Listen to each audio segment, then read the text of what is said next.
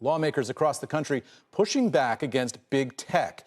More than 24 states reportedly introducing laws that could impact how some of the most powerful tech companies interact with users on social media.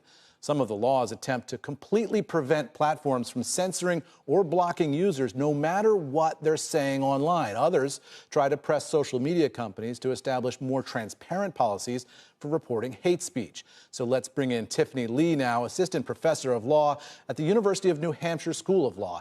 Tiffany, thanks. It seems like a big effort to police speech on social media, and courts have already struck down some laws on both sides. So do you see these laws as being able to get through the courts at this point?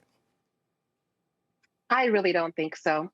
What we see here are some really well-intentioned efforts, bipartisan efforts, I might say, but I don't think any of them are really going to pass muster for the same issue that comes up again and again.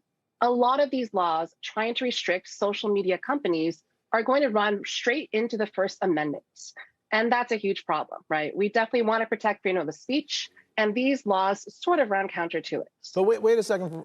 Do you have a right? Do you have a First Amendment right on social media? I mean, these are private companies, right? So the argument goes that private companies can police their own content, right?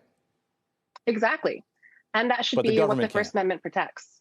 Right. So right now what we're seeing is state governments trying to police what private companies can say or can host on their own platforms. So that's the First Amendment issue that we're seeing. One of the things we see here is that social media companies push back on the laws requiring better ways of blocking and reporting hate speech, saying that just practically there's just so much speech on their sites to accurately police. Does that argument, just the sheer volume of this thing, hold any weight with the courts?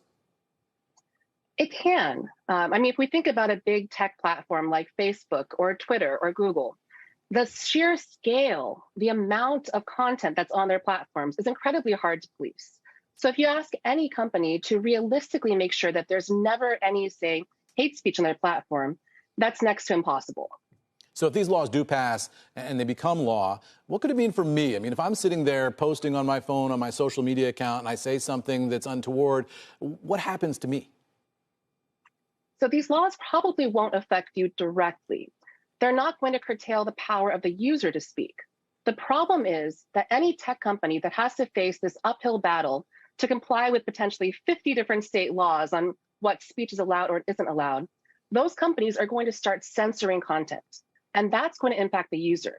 That's going to mean that sometimes you try to post something that might be a little bit politically on the line, and maybe it gets taken down before it even gets posted.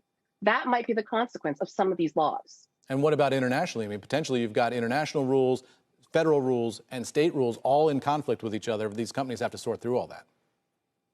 It's next to impossible. It's incredibly hard for any company, but we're not even thinking about just Facebook or Google. Remember that these laws also impact the small startups and the nonprofits.